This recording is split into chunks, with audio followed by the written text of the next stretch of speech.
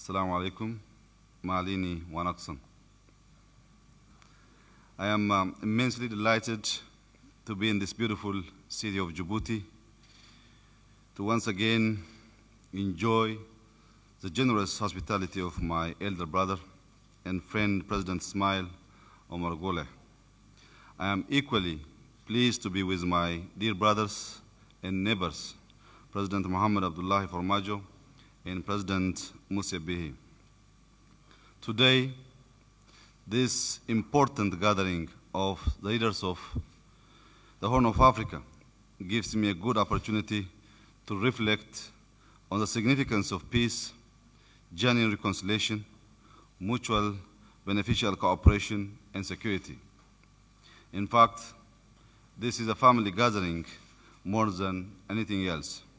I always say our countries are joined by one umbilical cord. We are blood brothers, and we must be proud of that. Dear brothers, the Horn of Africa has experienced prolonged periods of bad governance and failed leadership. We are too familiar with the destruction, displacement, and the decades of economic backwardness generated by senseless conflict.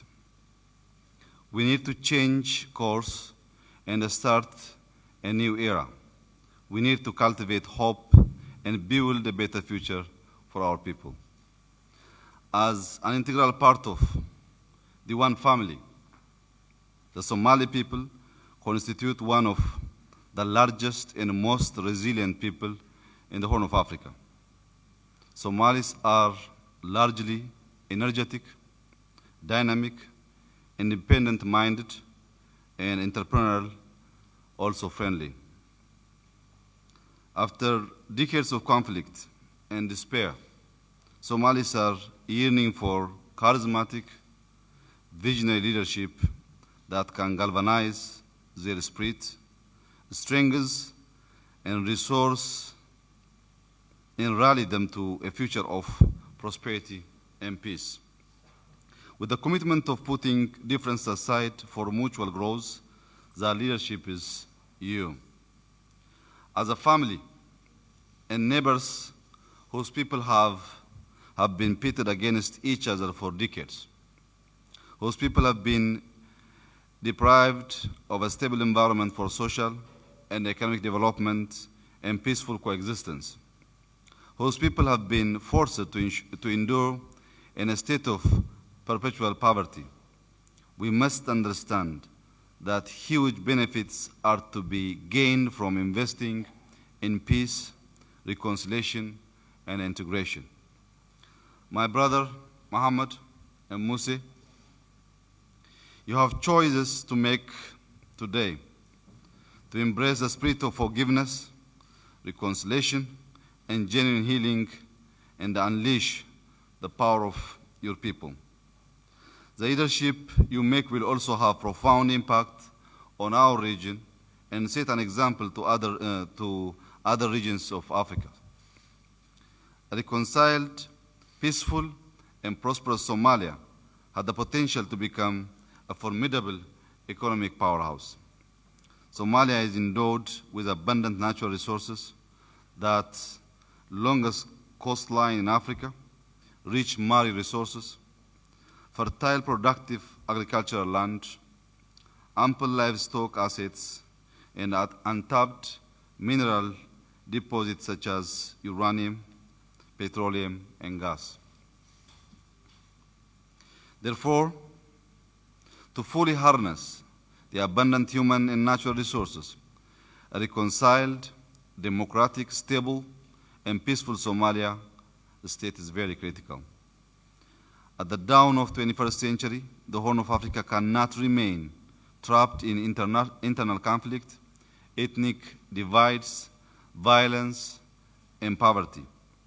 The countries of the Horn of Africa combined possess immense natural and human resources, economic potential, and a year-round favorable climate, which, if positively exploited, could enhance our geopolitical position Together, we can pool our resources to break the vicious cycle of poverty and despair and uplift the lives of our people.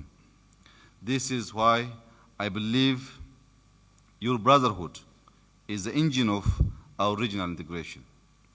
Dear brothers, Muhammad and Musa, this year moment, nations are transformed by visionary and courageous leaders. As leaders of this great people, you have the power to shape the destiny of your people, the power to translate into achievable goals the big dreams and hopes of your fellow citizens. Your strength lies in your solidarity. Together, you can rise as a nation and overcome monumental challenges. I urge you to seize the moment and look forward to a future of peace and prosperity for the Somali people. Both Brother Ismail and I are genuinely interested to work hand in hand with our brothers and neighbors to finally settle their differences through genuine reconciliation, forgiveness, and accommodation. This is what the traditional norms and regulations of here demands from you. There is no any other way other than coming together and talk for peace and reconciliation. Guided by virtues of the Muddammar philosophy and in the spirit of good neighborliness, mutual cooperation, open borders, integrated economies, peaceful coexistence, we can certainly rise together